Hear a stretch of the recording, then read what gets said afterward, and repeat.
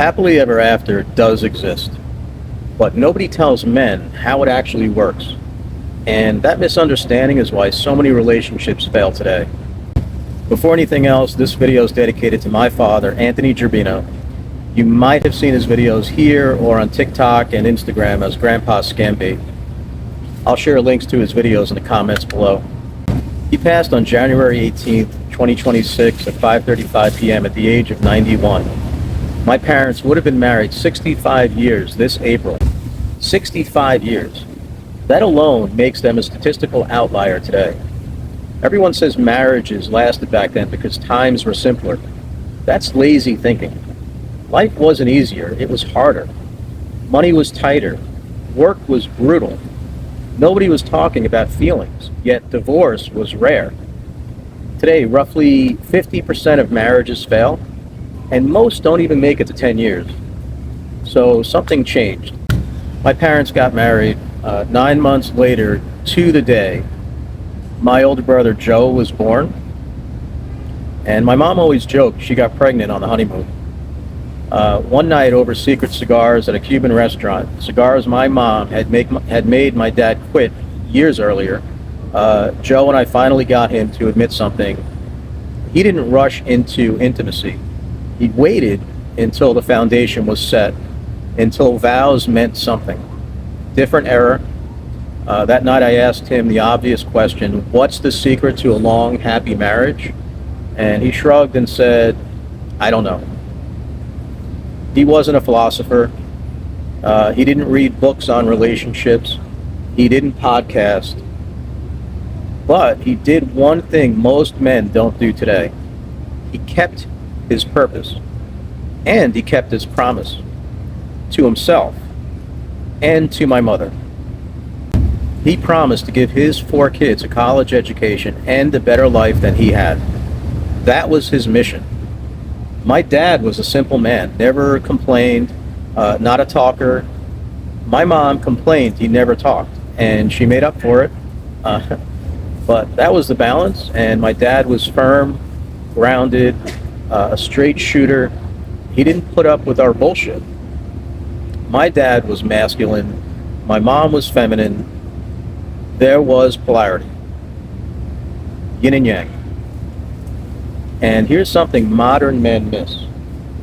My dad knew when to shut the fuck up and not feed emotions.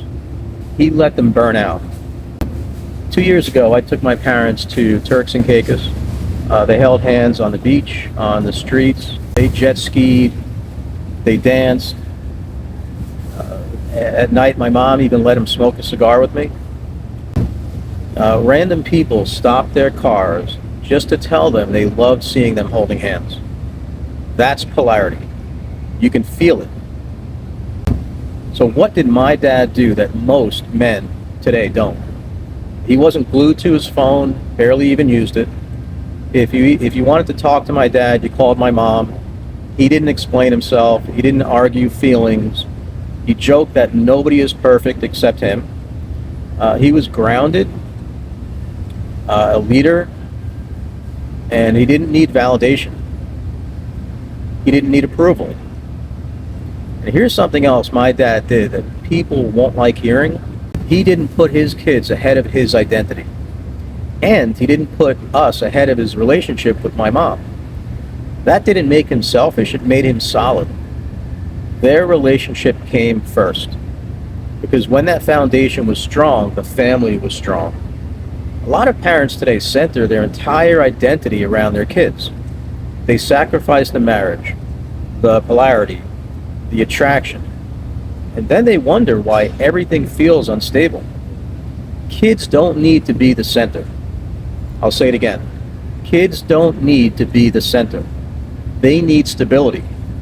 They need to see respect, consistency, a masculine father and a feminine mother standing together. That's what made us better adults. Not being pedestalized, but being raised inside something solid. Now let's talk about why this barely exists today. The sexual revolution changed the rules. Birth control removed consequence. Sex became disconnected from commitment. Marriage stopped being the foundation and became optional.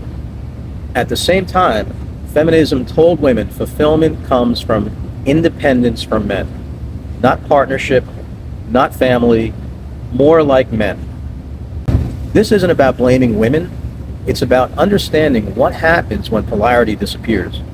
And men were told to adapt, be softer, be more agreeable, be more emotional.